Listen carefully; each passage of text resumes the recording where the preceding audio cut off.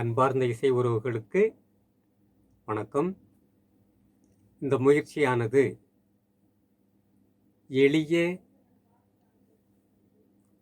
முறையில் இசைக்கருவிகளை வாசிப்பதற்கும் அதை துல்லியமாக வாசித்து புரிந்து கொள்வதற்கும் இந்த காணொளிகள் உங்களை அன்போடு அழைக்கிறது. இசைக்கருவியில் இப்பொழுது நாம் இந்த இசை பலகை, கீபோர்டு என்று சொல்லப்படுகின்ற இந்த இசை வாத்தியத்தை முதலில் மேலோட்டமாக கொஞ்சம் தெரிந்து கொண்டு ஒரு சில ராகங்களை பயிற்சி எடுக்கலாம். இதில் மொத்தம் 5 இசை தொகுதிகள், அதாவது பிட்ச் எனப்படுகின்ற அக்டேவ்ஸ் இருக்கிறது. இதில் ஒரு மனிதனுடைய குரல் வளம் இடதுகை பக்கத்திலிருந்து வலதுகை பக்கமாக 3வது ஸ்தாயிலிருந்து தொடங்குகிறது. இது தொடக்கத்தில் குரல் இசைக்காக மாயா மாளவ கவுளை என்ற ராகமும், விரல் இசைக்கு சங்கராபரணம் என்கின்ற சி மேஜர் ஸ்கேலில் பயிற்சியும் வழங்கப்படுகிறது. இது எளிய முறையில் உங்களுக்கு துரிதமாக இசை மீட்ட விரல்களுடைய பயிற்சிக்காக கொடுக்கப்படுகின்ற ஒரு ராகம். எனவே நாம் இப்பொழுது குரல் இசையையும் விரல் பயிற்சியையும் மாயா மாளவ கவுளை என்ற ராகத்தில் சுரங்களுடைய அடிப்படையிலிருந்து வாசிக்க கேட்போம். 7 சுரங்கள் சேர்ந்த முதல் தொகுதி.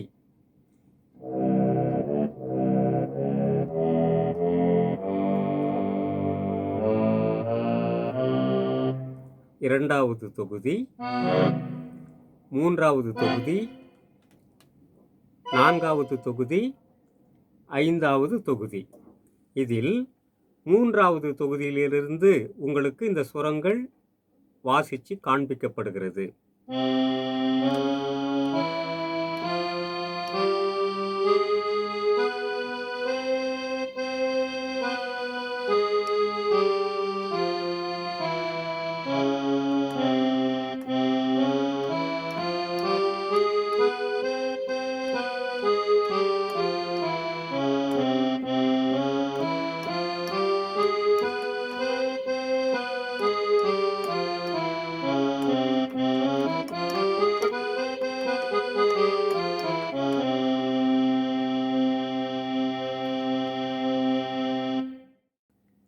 இசைக்கருவிகளில் பயிற்சி வழங்கும் பொழுது முற்காலங்களில், அதாவது கிபி 1500க்கு முற்பட்ட காலங்களில் கரகர பிரியா என்ற டோரியன் மோட் இந்த வகை ராகத்தில் பயிற்சி வழங்கப்பட்டு வந்தது. பின்னாட்களில் இது மாயா மாளவ கவுளை ராகத்திற்கு பயிற்சி முறையில் மாற்றம் ஏற்பட்டது. மாயா மாளவ கவுளை ராகத்தின் சிறப்பு அம்சம் பயிற்சி முறையில் அரை ஒலி, அரை சுரம் விட்டு அரை சுரம் அரை சுரமாக இந்த ராகம் மேற்கொண்டு போவும், கீழே இறங்கி வரும். அதை இப்பொழுது காணலாம்.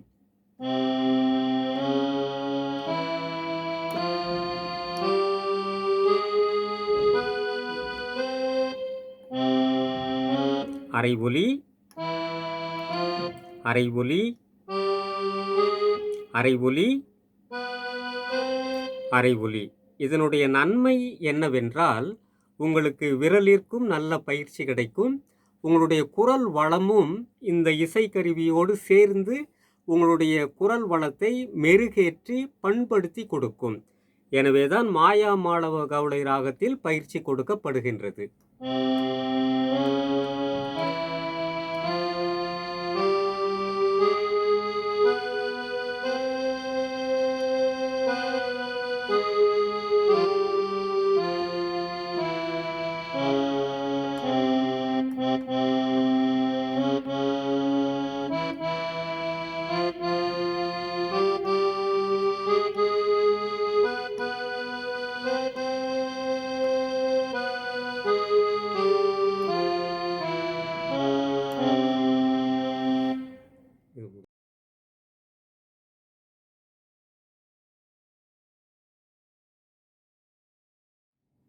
இப்பொழுது நீங்கள் இந்த காணொளியில் கண்டது மேல் நாட்டு இசை குறிப்புகளை கோட்டு கற்றைகளில் எழுதுகின்ற முறையை கண்டீர்கள். உலகெங்கிலும் இது ஏற்றுக்கொள்ளப்பட்டது, வரவேற்கப்பட்டது. ஏனென்றால் அது அந்த எழுத்து முறையை பொறுத்தது. இதில் தவறுகள் வருவதற்கான வாய்ப்புகள் இல்லை. நீங்கள் இசைக்கருவிகளை வாசிக்கும் போது இந்த விதமான இசை ஒலி குறிப்புகளை எழுதுவதற்கு பழகிக்கொள்ள வேண்டும். அதற்காகத்தான் இது உங்களுக்கு காண்பிக்கப்பட்டது. அதில் விவரமாக அது எத்தனை அட்சரங்கள், அதாவது எத்தனை பீட், அதற்கான பெயர்களும் அதுக்கான மாத்திரைகளும் கொடுக்கப்பட்டது. இதை புரிந்து கொண்டால் மிகவும் நல்லது, நன்மையானதாக இருக்கும். இப்பொழுது நாம் அடுத்ததாக காண்க இருப்பது, அன்பிற்குரிய நண்பர்களே, இந்த கீபோர்டின் அந்த சுரங்களுடைய அமைப்பை தெரிந்து கொள்ளுங்கள். நான் ஏற்கனவே சொல்லியிருக்கிறேன், 5 தொகுதிகள், 5 சுர தொகுதிகள் உண்டு. இதில் 3வது தொகுதியில்தான் நம்மளுடைய பயிற்சி முறைகள் ஆரம்பமாகின்றன. இதை நன்றாக கவனித்தீங்கன்னா, ஒரு வெள்ளக்கட்டை, இதை 1 என்று வைத்துக்கொண்டால் அதற்கு வலப்புறமாக வருவது 2வது கட்டையாக கருப்பு கட்டை, 3வது கட்டையாக ஒரு வெள்ளைக்கட்டை, 4வது ஒரு கருப்பு கட்டை, 5வது ஒரு வெள்ளைக்கட்டை, 6வது ஒரு வெள்ளைக்கட்டை, 7வது ஒரு கருப்பு கட்டை, 8வது ஒரு வெள்ளைக்கட்டை, 9வது ஒரு கருப்பு கட்டை, 10வது ஒரு வெள்ளைக்கட்டை, 11வது ஒரு கருப்பு கட்டை, 12வது ஒரு வெள்ளைக்கட்டை. ஆக மொத்தம் 12 கட்டைகள் இருக்கின்றன. இந்த 12ஐ சுரஸ்தானங்கள் என்று கர்நாடக இசையில் அழைப்பார்கள். இந்த சுரஸ்தானங்கள் உங்களுக்கு பார்வைக்கு 12 மட்டுமே தெரியும். ஆனால் இதில் ஒரு சில சுரங்கள் 3 இடங்களை பிடிக்கும்.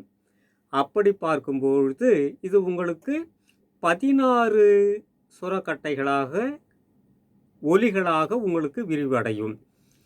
இது மட்டும் அல்லாமல் இந்த கீபோர்டில் உங்களுக்கு கண்ணுக்கு தெரியாமல் உணர்ச்சிகளால் மட்டுமே புரிந்து கொள்ளக்கூடிய நுண் சுரங்கள், அதாவது மைக்ரோ நோட் எனப்படுகின்ற ஒரு அமைப்பும் உண்டு. இந்த மைக்ரோ நோட்டு எனப்படுகின்ற இந்த சுரங்கள் தான் உங்களுக்கு ஒரு பாடலை இனிமையாக்கி கொடுப்பது. இப்பொழுது நாம் சங்கராபரண ராகத்தில் பார்க்கும்போது இந்த வெள்ளைக்கட்டைகள் மட்டும் வரும். 1, 2, 3, 4, 5, 6, 7, 7 சுரங்கள் முழுமையாக, அனைத்தும் முழு ஒலிகளாக சங்கராபரண ராகத்தில், வெஸ்டர்னில் சொல்ல போனால் சி மேஜர் ஸ்கேல், இது வரும். இந்துஸ்தானி இசையில் இதை பிலாவல் தாட் என்பார்கள். மீண்டும் வாசிக்கிறேன்.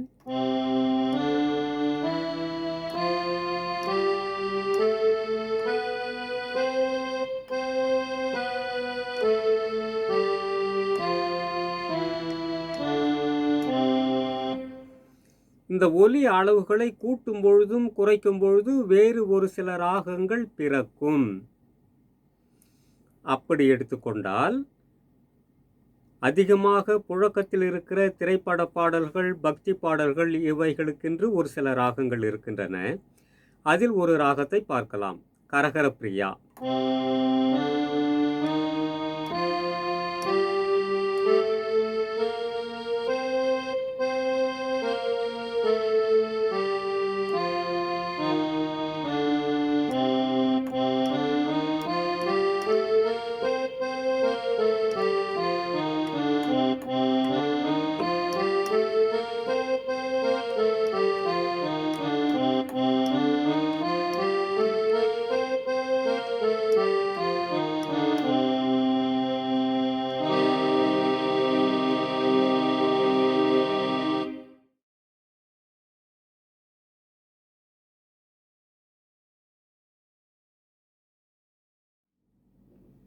கர்நாடக இசையில் 72 தாய் ராகங்கள் உண்டு. இவை வரிசை கிரமமாக அமைந்திருக்கும். இதில் 22வது ராகமாக கரகரப்பிரியா ராகம் வருகிறது. தமிழ் பண்கள் அடிப்படையில் இதை கோடிப்பாலை என்பர். மேலை நாட்டு பண்படுத்தப்பட்ட இசை பன்முறையில், அதாவது வெஸ்டர்ன் கிளாசிக்கல் மியூசிக், இதில் டோரியன் மோட் ஹார்மோனிகா ஸ்கேல் எனவும், தமிழ் பண்ணில் மருதையாழ் எனவும், இந்துஸ்தானி இசையில் காப்பி தாட் எனவும் அழைக்கப்படுகிறது. மிக பழமையான ராகங்களில் இதுவும் ஒன்று. இதற்கு விளக்கமாக சங்க இலக்கியங்களில் பாடல்களும் உண்டு. உங்களுக்கு அடுத்த காணொளியில் அவை வழங்கப்படும். இந்த கரகரப்பிரியாவின் சுரங்களை ஏற்கனவே வாசிக்க கேட்டீர்கள். இது ஒரு பழமையான அதிகமான ஜன்னிய ராகங்களை கொண்டது. அதில் நான் உங்களுக்கு காணொளிகளில் ஆபோகி, பாகேஸ்ரீ, காஃபி, கானடா, சிவரஞ்சனி, முகாரி, தேவமனோகரி, தர்பார், கர்ணரஞ்சனி, ரதிபதி பிரியா, சுத்ததன்யாசி, ஆபேரி, ஸ்ரீரஞ்சனி, ஜெயமனோகரி, மத்தியமாவதி, ஸ்ரீ மணிரங்கு, பிருந்தாவன சாரங்கா, ஆந்தோளிகா, நாயகி, ரீதிகவுளை, இந்த ராகங்களை பற்றி விரிவாக உங்களுக்கு அடுத்த காணொளியில் நான் வழங்குகின்றேன்.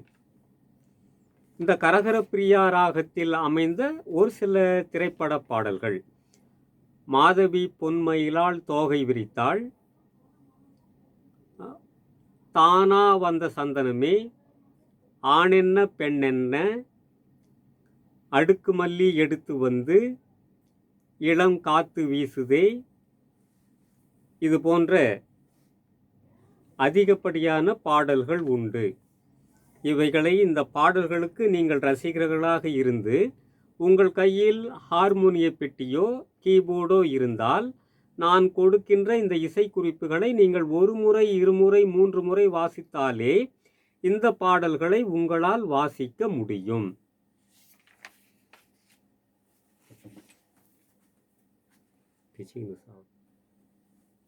மீண்டும் கரகரப்பிரியா ராகத்திற்கு வருவோம். தாள கட்டுகள், தாள ஓட்டம் இவைகளை கூட்டும் போதும் குறைக்கும் போதும் இந்த ராகங்கள் அந்த தாளங்களுடன் சேர்ந்து வெவ்வேறு வடிவமான இசை பாவங்களை உருவாக்கி தரும். உதாரணமாக உங்களுக்கு நன்றாக ஒரு புகழ்பெற்ற பாடலை நினைவுபடுத்துகிறேன். முதல் மரியாதை பூங்காற்று திரும்புமா. இந்த பாடல் கரகரப்பிரியா ராகத்தில் அமைந்ததுதான்.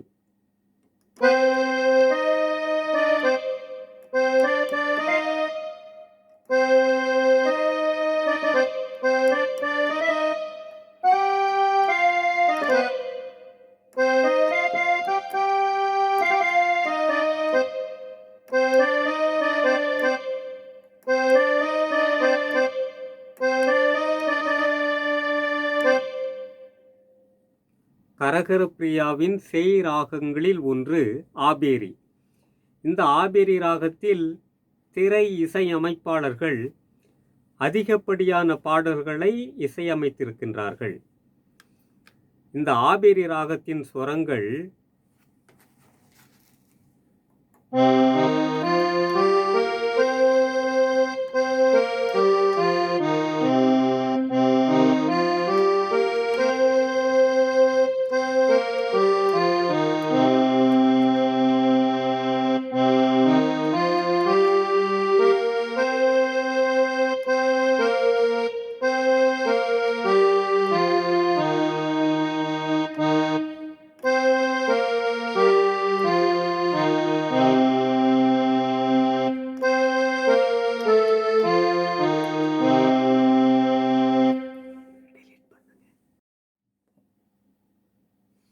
ஆபேரி ராகத்தின் ஆரோசை, அதாவது ஆரோகணம், அதாவது அசென்டிங், சா கா மா பா நீ சா.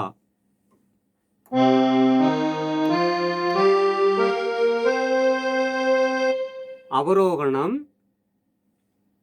சா நீ தா பா மா கா சா.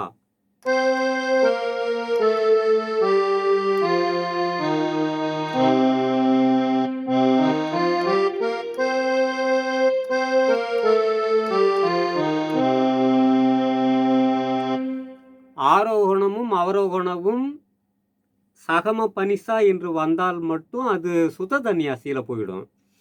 இப்போ அவரோகணம் திருப்பி வரும்போது நீ தா பா இதெல்லாம் வர்றதுனால ஆபீரின்ட்டு நாம வித்தியாசத்தை புரிஞ்சுக்கணும். இதுல நிறைய புகழ்பெற்ற பாட்டுங்க எல்லாம் இருக்குது.